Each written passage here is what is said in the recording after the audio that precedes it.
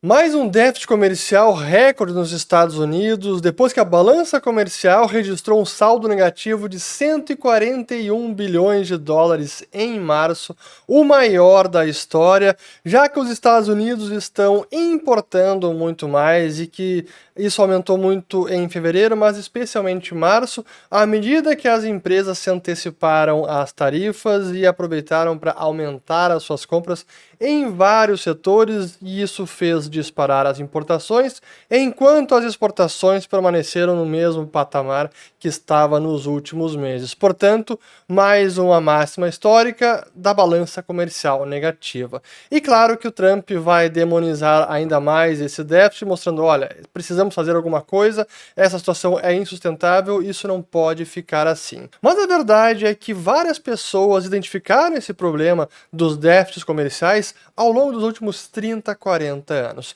E uma dessas figuras importantes e influentes foi ninguém menos que o famoso investidor Warren Buffett, que inclusive propôs num artigo de 2003 na revista americana Fortune uma forma de resolver os déficits comerciais. E é sobre isso que eu quero falar nesse vídeo, trazer para vocês um pouco do que é a análise que o Buffett fez sobre este desafio ao longo das últimas décadas e por que, na visão dele, isso é um problema. Isso ajuda a elucidar muito do que está por trás deste desequilíbrio que os déficits provocaram na economia global, não apenas americana, mas de verdade na economia global.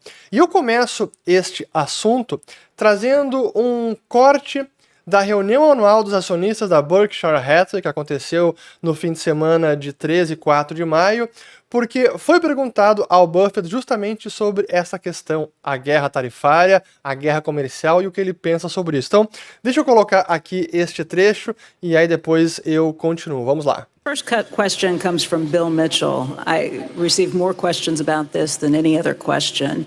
He writes, Warren, in a 2003 Fortune article, you argued for import certificates to limit trade deficits and said these import certificates basically amounted to a tariff. But recently, you called tariffs an act of economic war.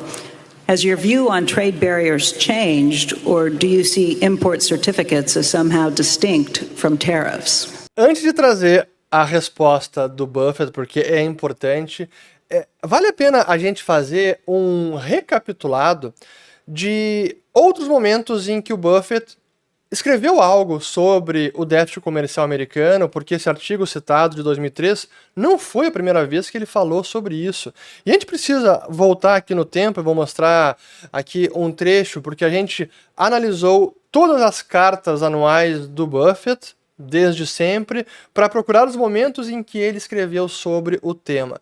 E a primeira que nós encontramos foi em 1987. Então vejam só aqui este trecho em que ele fala o seguinte, ó: o nosso enorme déficit comercial está causando o acúmulo a um ritmo preocupante de diversas formas de promessas de pagamento, títulos do governo e de empresas dos Estados Unidos, depósitos bancários, etc., nas mãos de estrangeiros.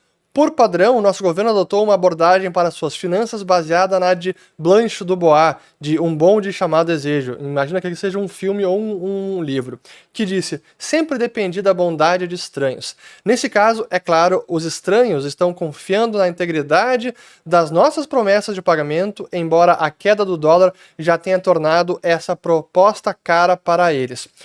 Já vou mostrar aqui um gráfico que ilustra este momento, mas aqui era 87, em que o déficit comercial americano estava batendo recorde, e vejam como o Buffett já tinha muito claro as consequências de um déficit comercial e o que ele significa, que é justamente o acúmulo de passivos a favor do estrangeiro. Porque o déficit comercial, ou de forma mais abrangente, o déficit em conta corrente, significa que o estrangeiro está financiando esse déficit. Então é o estrangeiro que está acumulando ativos nos Estados Unidos. Títulos de dívida do governo americano, títulos de dívida corporativa, ações de empresas, terras imóveis, enfim, mas é o estrangeiro que está financiando este consumo dos americanos. E aí, voltando aqui para o artigo, só para ler o próximo parágrafo, depois eu parto para o gráfico, diz o seguinte, ó: a fé que os estrangeiros estão depositando em nós pode ser mal fundamentada. Quando os títulos de crédito em circulação se tornam suficientemente numerosos e a parte emissora pode determinar unilateralmente seu poder de compra, a pressão sobre o emissor para diluir o seu valor através da inflação torna-se quase irresistível. Para o governo devedor, a ferramenta da inflação é o equivalente econômico da bomba de hidrogênio. E é por isso que pouquíssimos países foram autorizados a inundar o mundo com dívidas denominadas em sua própria moeda. Nosso histórico passado, relativamente bom de integridade fiscal, permitiu que quebrássemos essa regra, mas a generosidade que nos foi concedida provavelmente intensificará e não aliviará a pressão futura para inflacionar. Se cedermos a essa pressão, não serão apenas os detentores estrangeiros dos nossos títulos de crédito que sofrerão. Todos nós sofreremos também. Vejam que presciência e como ele já identificava o cerne do problema. Primeiro que era aqui o privilégio exorbitante do dólar. Pô, os Estados Unidos podem inundar o mundo com as suas dívidas denominadas em dólares, e como os Estados Unidos imprimem dólares, eles podem imprimir dólares para repagar essa dívida, pagando via inflação. O que é um privilégio porque nenhum outro país teria essa capacidade, ou tem essa capacidade. O governo brasileiro, por exemplo, não pode emitir dívida em reais mundo afora e fazer com que os estrangeiros aceitem dívidas denominadas em reais e que depois pode imprimir reais para pagar essa dívida. Não seriam aceitas. Por isso, nós, para acessar o capital estrangeiro, para que o estrangeiro nos financie, a gente precisa emitir dívida denominada em dólares. É assim para todos os países, à exceção dos Estados Unidos. Só que este cenário acaba levando o incentivo para o país emissor da moeda inflacionar a moeda para pagar a dívida passada. Então isso aqui foi em 87. E qual era a situação aqui do balanço de pagamentos dos Estados Unidos? Vejam só, aqui é de 70 até a década aqui, 1995. Justamente a partir de 83, os Estados Unidos passam a incorrer num forte déficit em conta corrente, principalmente aqui era a balança comercial. Só que os estrangeiros estavam dispostos a financiar este déficit e passam a acumular cada vez mais ativos nos Estados Unidos, portanto, os americanos acumulando dívidas a favor do estrangeiro. E é isso que o Buffett identificava como um grande problema. O mundo está se adonando dos Estados Unidos, se adonando cada vez mais e se apropriando cada vez mais de ativos americanos. E aí chegou em 87, que ele escreveu aquele artigo, foi aquele trecho na carta anual, e que ele mostrou que o problema estava insustentável, e de fato ali era o recorde absoluto de déficit na conta corrente americana. Só para mostrar aqui o gráfico com o câmbio americano, aqui expresso pelo índice dólar, a linha branca, 85 foi o nível máximo de valorização do dólar, portanto muito poder de compra, e é o que aprofundou esses déficits em conta corrente, e ali veio o acordo Plaza, setembro de 85, para desvalorizar o dólar. O que aconteceu em 87, finalmente, aí veio até o acordo do Louvre para fortalecer novamente o dólar, porque exageraram na dose aqui, o dólar se enfraqueceu muito, mas o cenário de reversão de déficit comercial e déficit conta corrente aconteceu anos depois, porque há uma defasagem, não é um efeito automático, mas acabou acontecendo. Então o problema de balança comercial negativa e os estrangeiros acumulando mais ativos, por alguns anos ele ficou para trás, porque digamos que o déficit ele foi resolvido, ou foi parte revertido o déficit comercial americano. Só que depois, na década de 90, ele volta a acontecer e volta a preocupar novamente o Warren Buffett, que voltou a escrever sobre isso em 2001, ele falou sobre isso na reunião anual dos acionistas e vários artigos, e eu quero mostrar esta, que foi a reunião de 2001, porque ele elabora com muita profundidade o tema, dá pra ver que ele domina este assunto. Então deixa eu colocar esse trecho aqui e aí depois eu continuo. Então vamos lá. And then the second question about the trade deficit, that's a very interesting thing, because when you run a trade deficit, what you are doing is you're trading assets of one sort or of another for goods beyond what you're sending abroad. So in effect, you are selling off a tiny bit of the farm so that the country can consume more than it's producing. If you run a net trade deficit, the country in aggregate is consuming consuming more than it's producing. Veja que interessante como ele compara com alguém que tem uma fazenda que tem ativos e que está consumindo ano após ano mais do que produz. E que a única forma que você tem de fazer isso é se desfazer dos seus ativos. Então você está vendendo parte da sua fazenda ano após ano para manter esse nível de consumo acima da sua produção. E quando você é um país rico, você consegue fazer isso por mais tempo, e aqui ele prossegue. Vamos lá. You can't even see it, because if you run a trade deficit of a few $100 billion, compared to an economy that may be worth, 40 trillion or something like that, you don't see it. But you're trading off a tiny bit of the farm every year to live a little bit better than if you just lived off the produce of the farm that year. And you can do it with IOUs if you've got a good record. You can't do it with IOUs if you're a country that's got a terrible record. So they have to denominate their debt in dollars, and of course, they don't have the ability to denominate a lot of dollars, and people don't want to accept a weak currency. So a weak country can't get away with doing that unless it's getting special type loans from agencies set up to do that. We can do almost anything we want in this country because we don't confiscate property, and we haven't destroyed a currency that the people have accepted in terms of payment for their goods over the years.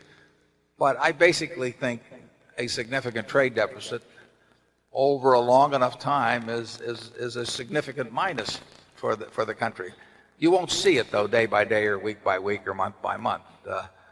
But eventually, if you trade for trinkets or whatever you're getting beyond what you're sending, and you trade away your assets, fortunately, some of the assets we traded not that many years ago, like movie studios and some of those things, the other people got the short end of the bargain on. But by and large, it's not a good policy for the country to run large trade deficits year after year. Charlie?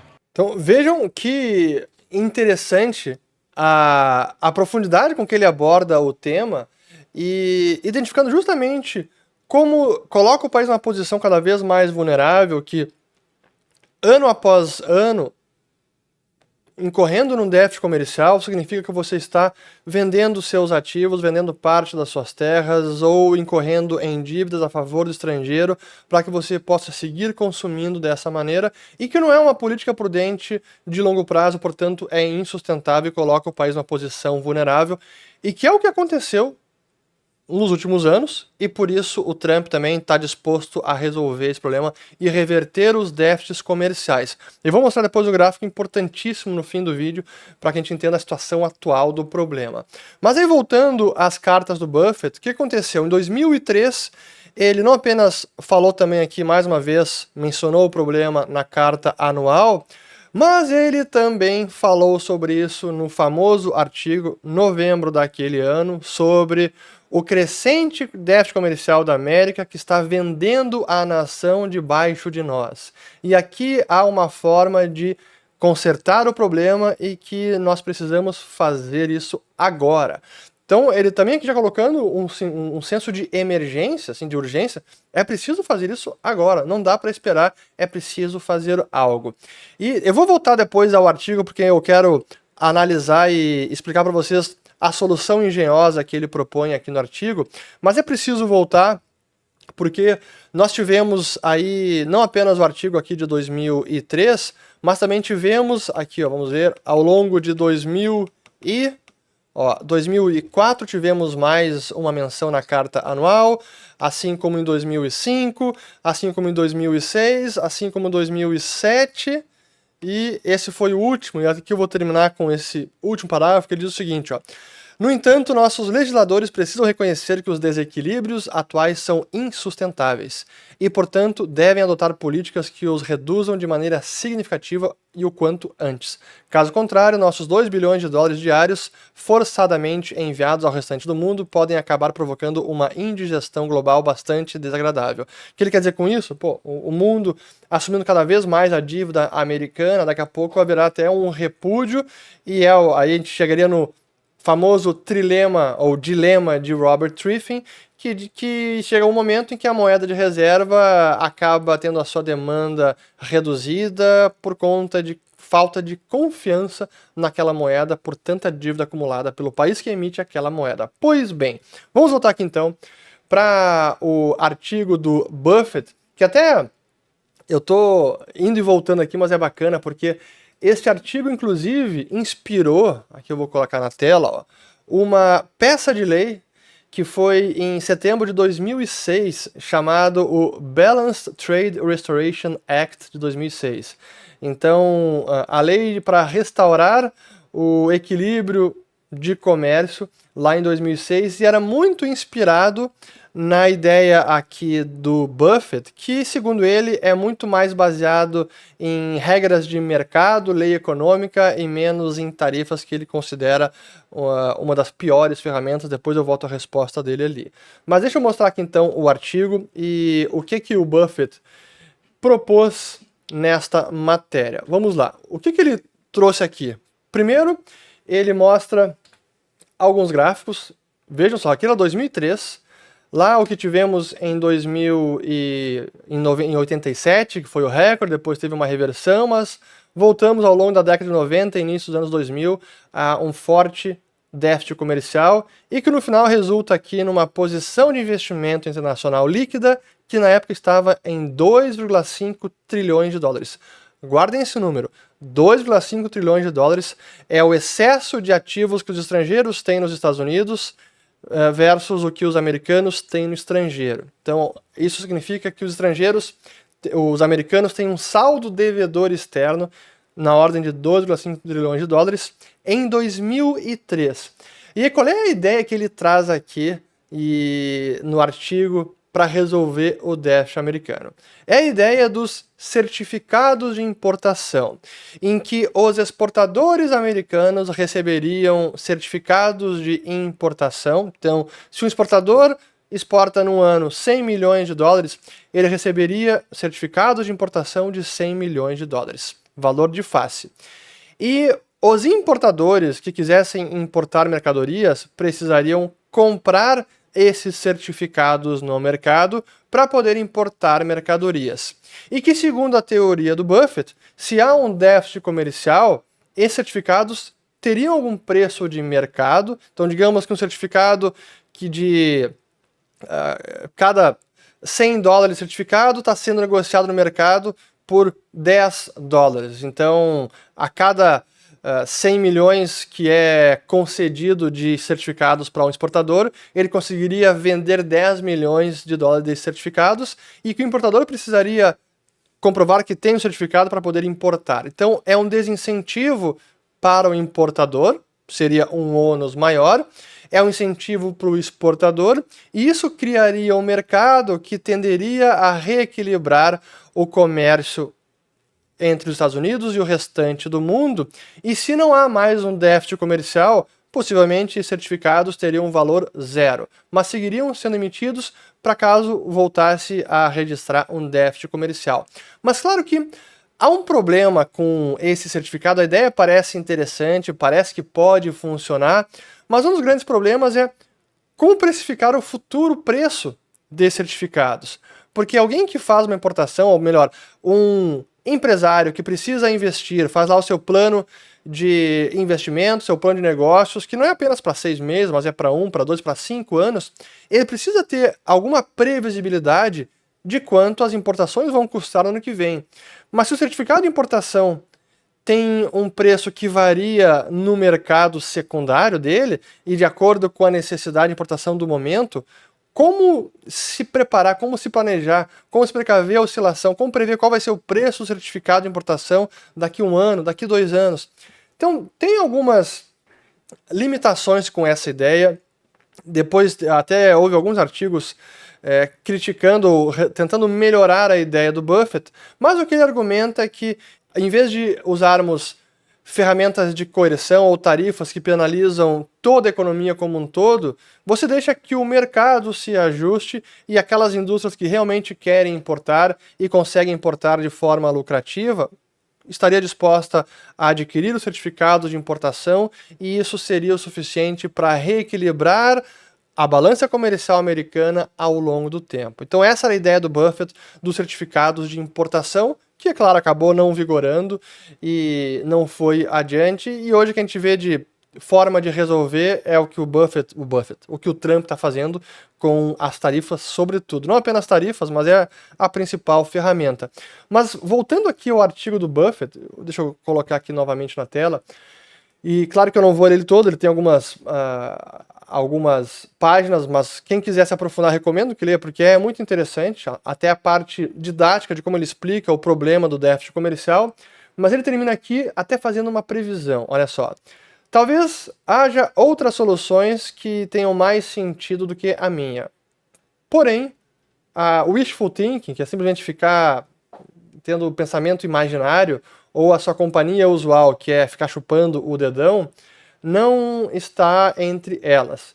E pelo que eu vejo agora, ação para cessar a rápida saída da riqueza nacional é necessária. E os certificados de importação parecem ser a forma menos danosa, menos penosa e mais certeira para conseguir realizar esse trabalho. Apenas se lembrem que esse não é um pequeno problema. Por exemplo, a esse ritmo que o restante do mundo está fazendo investimentos líquidos nos Estados Unidos, o estrangeiro poderia anualmente comprar e guardar cerca de 4% das ações americanas. Cara, e de fato é exatamente o que aconteceu. Eu ainda vou fazer um vídeo futuro sobre exatamente este dado, mas os estrangeiros acabaram acumulando muitos ativos americanos, e é que eu vou voltar e mostrar aqui mais alguns gráficos da conta corrente, olha, do balanço de pagamentos dos Estados Unidos, agora de 99 até o momento em que a conta corrente é estruturalmente deficitária, a conta financeira superavitária, o que significa que os estrangeiros não param de comprar ativos americanos e, na sua maior parte, os ativos são justamente os ativos de carteira, portanto, é o capital especulativo que compra dívida pública americana, dívida corporativa e ações de empresas também. Aqui tem apenas a conta financeira. Veja que investimento em carteira no país, que é o azul escuro, é a maior parte e que faz com que a conta financeira seja muito positiva. E também aqui outros derivativos, que é depósitos em bancos, que é exatamente o que o Warren Buffett alertou que acabaria acontecendo. E aí, com o último gráfico que eu vou mostrar, antes de voltar à resposta do Buffett no vídeo inicial que nós mostramos aqui, o que aconteceu então e qual é o resultado final dos déficits comerciais e estruturais. O investimento em carteira líquido, então já considerando que os Estados Unidos investem no exterior, nos últimos anos, é sempre positivo, ou seja, o estrangeiro investe muito mais nos Estados Unidos do que o contrário. Isso fez com que a posição de investimento internacional líquido dos Estados Unidos, que estava lá em 2003, data do artigo do Buffett, se lembram do número? 2,5 trilhões de dólares. Agora, último dado divulgado, dezembro de 2024, a posição de investimento internacional dos Estados Unidos está em 26 trilhões de dólares. 26. O que equivale a mais de 88% da economia americana. É um absurdo, é claro que é insustentável, por isso também agora a urgência do Trump de fazer alguma coisa, porque isso não pode ficar assim.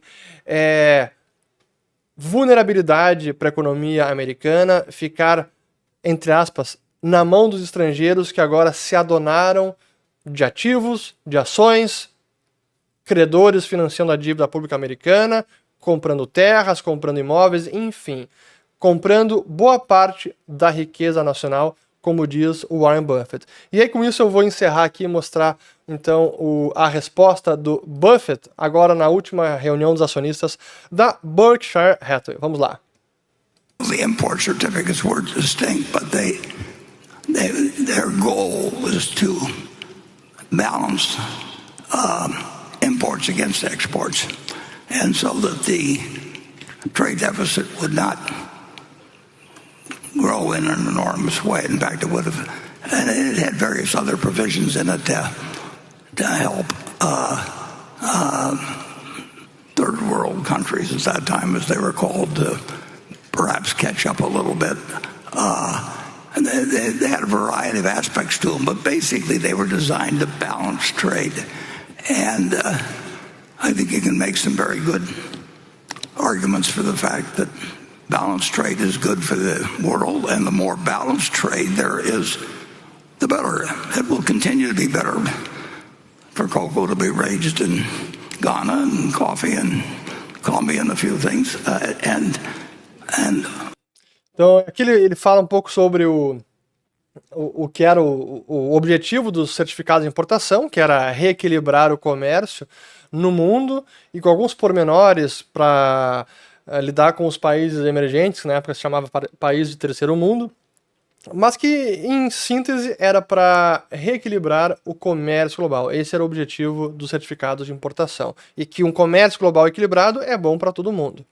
Over time, the American industry has gone from being an agricultural country. This was nothing but an ag country. I mean, virtually, and that was only 250 years ago. And we have become a very industrial country, and we did not want to make that a situation, in my view, where we ran greater and greater deficits, building up greater and greater debts against the country. So I designed this import certificate thing, which Charlie thought was a little Rube, too much like Rube Goldberg. I don't know whether that name is, but it's gimmicky. But it's certainly a lot better than anything I think than we're talking about now. And there's no question that trade can be an act of war, and I think it's led to bad things. Just the attitudes it's brought out in the United States. I mean, we should be looking to trade with the rest of the world, and we should do what we do best, and they should do what they do best. And I don't think it.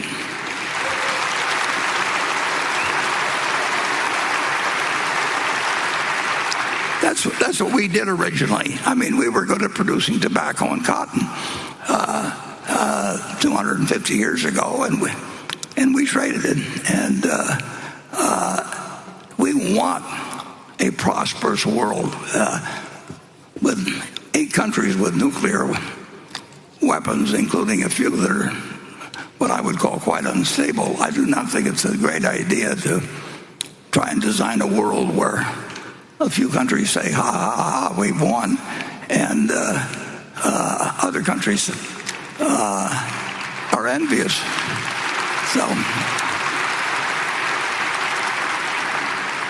So my import certificate idea, which went no place, I think we've got extra copies. With not a great demand for the copies. If anybody did, and if you'd like, and write the office, I think we could probably send you a copy of it. But the main thing to do is not use trade. Should not be a weapon. And the United States, we've won. I mean, we have become an incredibly important country, starting from nothing 250 years ago. There's nothing been anything like it. And it's a big mistake, in my view, when you have 7.5 billion people that don't like you very well, and you got 300 million that are crowing in some way about how well they've done. And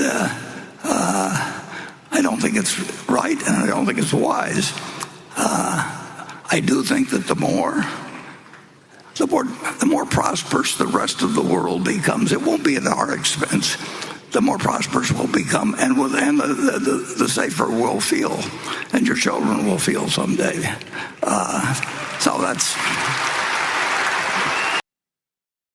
Então aí a fala do Buffett, acabei colocando praticamente tudo aqui do trecho, mas acho que é importante. E, 94 anos, o velhinho ainda lúcido, afiado, claro, com a fala um pouco mais debilitada, mas mostrando como o comércio, como ele está vendo as coisas se desenrolarem, está sendo usado como uma arma de guerra, e não deveria ser assim. Deveriam procurar comercializar mais com países. Claro que é importante reequilibrar a balança comercial, mas não dessa forma que estão fazendo, e muito menos nem com a postura que o Trump tem adotado, que ele falou ali, de tentar antagonizar o restante do mundo, dizendo como nós somos melhores, vocês não são, que, cara, não é essa a conduta correta. Estou plenamente de acordo com o Buffett. Mas enfim, queria então trazer para vocês este complemento importantíssimo para entender as raízes dessa visão de que déficits comerciais são ruins ou podem trazer vulnerabilidades para um país. É exatamente o que o Buffett falou, que ao longo do tempo esses déficits vão se acumulando e se traduzem em cada vez mais riqueza, ativos nas mãos de estrangeiros e o país devendo para o estrangeiro, e que isso não é bom para nenhuma nação. Por isso a necessidade de reequilibrar para ontem o comércio global. Dúvidas válidas, a preocupação pertinente, importante, mas como não posso dar uma recomendação e responder a cada um de vocês, a orientação geral que eu posso dar e a principal dica é que vocês conversem com a nossa equipe de assessoria da Liberta Investimentos. Vou deixar aqui um código QR e link na descrição do vídeo para que vocês conversem com um dos nossos assessores que possa orientar melhor o seu caso, entender quais são as necessidades, o que preocupa mais, que alternativas existem, como você pode ser impactado, que recalibragem você precisa fazer na carteira, enfim. E você consegue ter uma resposta customizada para o seu perfil, para a sua necessidade, para os seus objetivos e assim proteger melhor o seu patrimônio. Então essa é a dica, converse com a Liberta Investimentos.